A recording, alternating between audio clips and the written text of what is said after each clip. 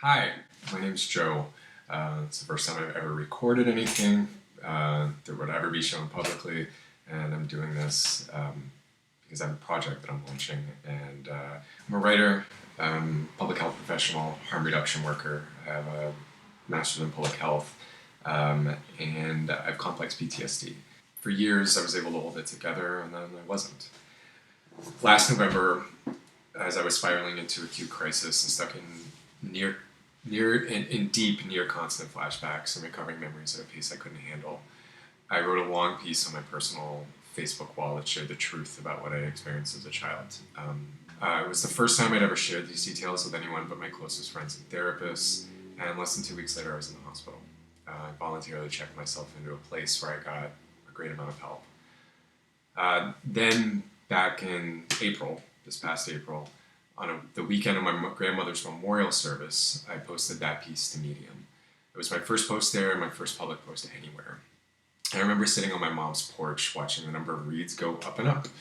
I'd already begun building other lives in my head, and I'd gathered a few folks who wanted to help, bought the websites, but the response that I got to that post convinced me that I absolutely had to do this. I always knew on an intellectual level that I was not alone, but the responses that I got convinced me on an emotional level.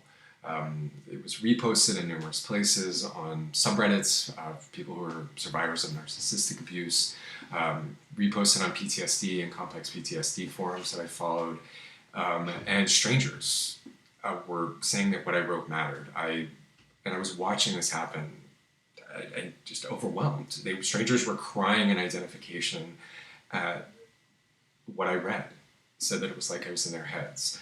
And it was so humbling and so moving to see the kind of power in that. I remembered again what I've come to call the terrifying banality of what we experience as survivors of violence. And I remembered again how similar the experience is, despite the differences in what specifically happens to us. So, why am I asking you for money? What is Other Lives, and what do we hope to do? Other Lives is a radical peer support network and advocacy organization. We are trauma survivors. Other Lives is administrated by people who know what it's like to be violently stripped of their autonomy and suffer from the deafening silence that often happens afterwards. We have experienced the terror of the world feeling unsafe. We also learned that the source of our trauma was not just the individual perpetrators. It was our community. It was a culture of shame and silence, and sometimes violent reinforcement of that shame and silence. Other Lives has three main parts. There will be other individual projects, but these three parts are the core. And it's the space, it's the practicality, and then it's the heart. So the space. I've created an online forum for peer support and education. It's primarily for trauma survivors to talk amongst ourselves, but there are sections it specifically exists for loved ones who want to know how to help, family members. I saw my parents struggle. I saw my ex-wife struggle. I saw so many people in my life struggle and not know how to help. And I was trying to explain it to them as I was going through it and still trying to understand it myself. So I recognize the pain that if you're watching someone suffer right now, if you're a witness to someone else's suffering, someone just in the aftermath of trauma, I know what you're going through. And I've seen it on the faces of people who cared about me and who wondered like how to help prevent me from dying. Other Lives is for you as well. So the forum has been launched. It's you can find right there. Forum.otherlives.org. So there's the space. This is where we talk. The practicality. What I needed, what so many people I know have needed, is this resource list.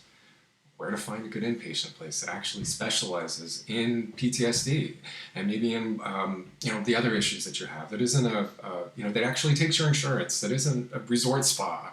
Where you're going to get qualified help.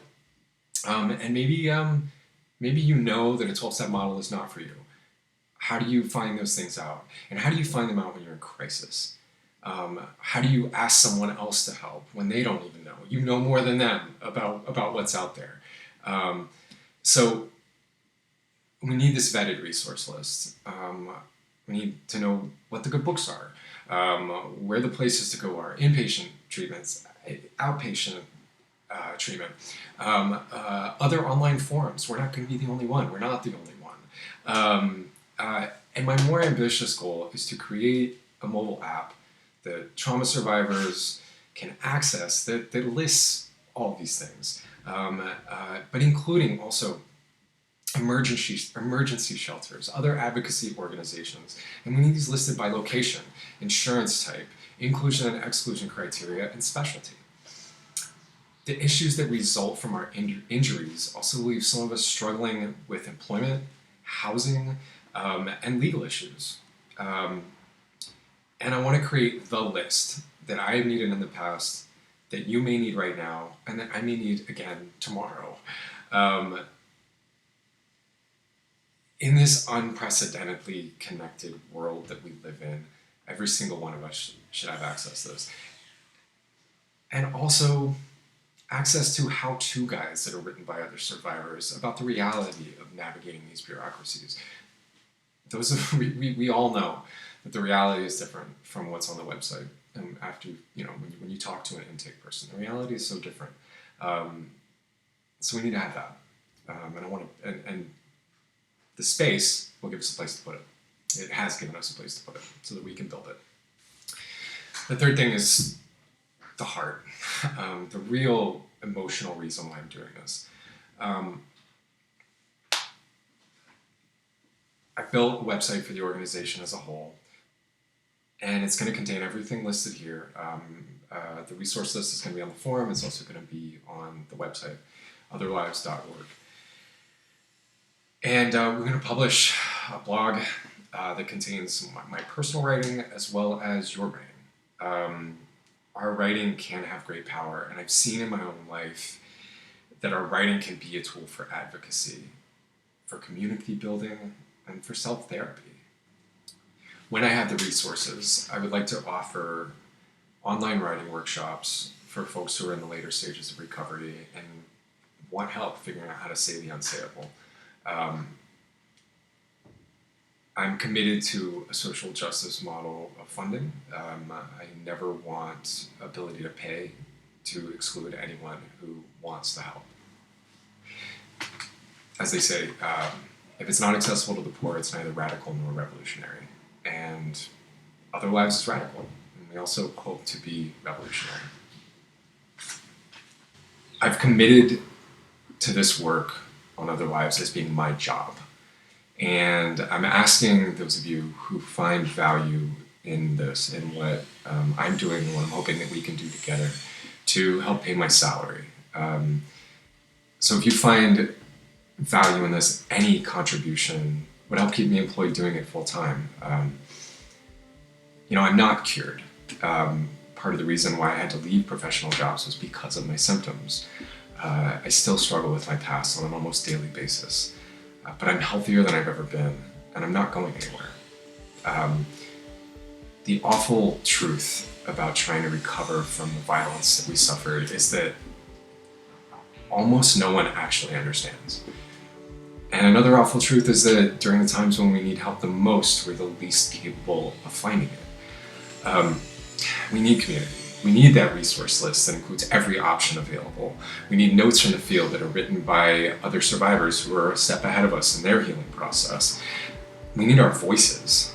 We need to take the power back that was taken from us. And so I guess I just want to let you know that I'm here. I'm here for you. I'm here for us. I'm here so that we can create a space for ourselves. Other Lives is a place where it's safe for survivors to be heard. Other Lives is a place where it's safe for you to be heard. What happened to you is real. I believe you. We believe you. And we're here, and we're not going anywhere.